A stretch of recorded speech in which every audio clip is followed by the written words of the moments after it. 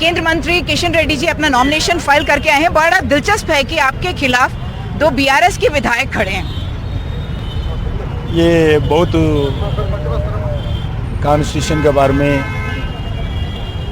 और पार्टी के जो एक पार्टी से चुनकर दूसरा पार्टी से लड़ना, एक पार्टी का और असेंबली में जो बीआरएस के नाम पर रहते हैं मगर बाहर आकर दूसरा पार्टी से लड़ना, ये इतना ठीक नहीं रहता है। मैं ज़्यादा प्रत्याशी है, मैं व्यक्तिगत कभी आरोप नहीं करता हूँ, मगर पॉलिटिकली ये बहुत गलत है। But how do you rate your competition? बिल्कुल कोई प्रॉब्लम नहीं है। मैं जो भी मेरा अपोनेंट है वो मेरे से मजबूत है ऐसा समझ के काम करता हूँ। वो वीक है कभी नहीं सोचता हूँ। जो भी होगा, इवन इंडिपेंडेंट कैंडिडेट्स भी मेरे से मजबूत है, इसलिए हम मेहनत करना चाहिए। वही आगे पे मैं आगे बढ़ता हूँ। एक विवाद आया है कि माधवी लता जी ने एक मस्जिद के तरफ एक बाण का इशारा किया। क्या इसको एक संकेत समझना चाहिए कि वो अटैक कर रही हैं दूसरे रिलीजन पे, या फिर ये बिल्कुल गलत है? वो मैं बात किया हूँ। एक श्री राम जी का नवमी था, श्री राम जी का हाथ में बाण रहता है, धनुष रहता है। वो धनुष चलाने के लिए प्रयास किया, ऐसा एक्शन किया है, मगर कोई रिलीजियस के ऊपर, कोई प्रार्थना स्थल के खिलाफ ये बाण नहीं चलाया। या ऐसा कोई नहीं समझना चाहिए। ये साइमल्टेनियसली इंसिडेंट हुआ है, मगर इसमें कोई ऐसा सीरियस नहीं लेना चाहिए। मैं यही विनती करता हूँ। पूर्व मुख्यमंत्री ने कहा है कि जब हमारे 100 विधायक थे तभी भाजपा ने हमें छीनने की कोशिश की, अब जब कम है मेजॉरिटी तो आप जरूर छीनने की कोशिश करेंगे। ये बहुत कुछ बिल्कुल बेसलेस है।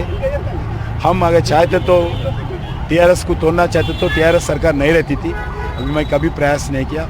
अभी भी हम कांग्रेस पार्टी को तोड़ने के लिए प्रयास नहीं करेंगे। हम वेट करेंगे 4.5 ईयर्स। 4.5 ईयर्स वेट करने के बाद सरकार लाएंगे, मगर कांग्रेस को तोड़ के, बीआरएस को तोड़ के सरकार बनाने का इच्छा नहीं है। हमारा तेलंगाना में अभी मैक्सिमम सीट्स लोकसभा में मिलेगा। आने वाले विधानसभा में भी हमारा सरकार आएगा। यही रास्ते पे हम आगे बढ़ेंगे। उनका ये भी कहना था कि हमने बीएल संतोष जी को बुलवाया क्वेश्चनिंग के लिए, अरेस्ट करने की कोशिश कर रहे थे, इसीलिए अब कविता जी को अरेस्ट किया गया। बिल्कुल गलत है। हम कविता को यही पूछता हूँ, केसीआर को, आपका बेटी को दिल्ली क्यों भेजा? बीर ब्रांडी का बिजनेस करने के लिए कौन बोला है? तेलंगाना जनता बोला है? कोई कौन बोला है? आप बोले होंगे। उसको हमारा बीजेपी को क्या संबंध है? हम दिल्ली में इंक्वायरी कर रहे, दिल्ली सरकार के उन पे इंक्वायरी करे, बीच में से कविता मिला, हमारा क्या संबंध है? वो कविता को कौन करने के लिए बोले बिजनेस, बीर ब्रांडी का बिजनेस? तेलंगाना जो लूटा है बस नहीं हुआ क्या? तेलंगाना जितना लैंड लूटा है, जितना फार्म हाउस बनाया, जितने पैसे एकत्रित किया है, और दिल्ली में भी लूटने के लिए जाके उल्टा संतोष जी का नाम लेते हैं। ये बिल्कुल गलत है, बेसलेस है।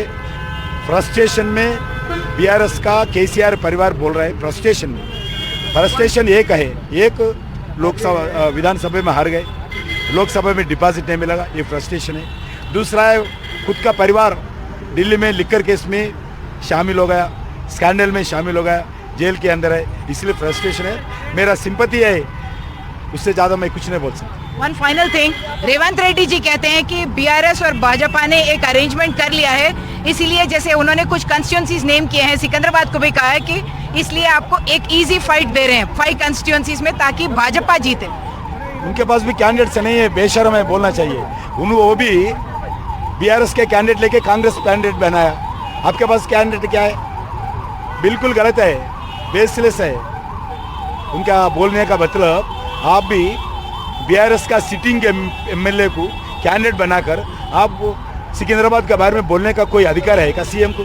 हम कोई पार्टी से संबंध नहीं है, हमारा कोई संबंध है सिर्फ तेलंगाना जनता से।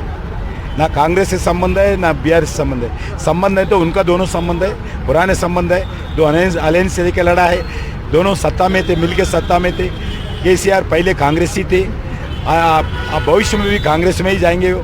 ये कांग्रेस बीआरएस रहने वाले नहीं है। बीआरएस आने वाले दिन में कांग्रेस में मेर्ज होगा, अगर कोई भी बचे तो मेर्ज होगा।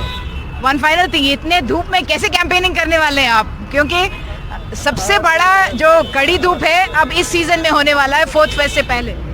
अभी देश का सेवा करना है, पार्टी का सेवा करना है, पार्टी जीतना है तो बिल्कुल मेहनत करना पड़ेगा, जनता का आशीर्वाद लेना पड़ेगा। उसमें दो रास्ता नहीं है। हमारा party door to door campaign करेंगे, घर घर जाएंगे, हमारे कार्यकर्ता वोट पाएंगे, विजय हासिल करेंगे।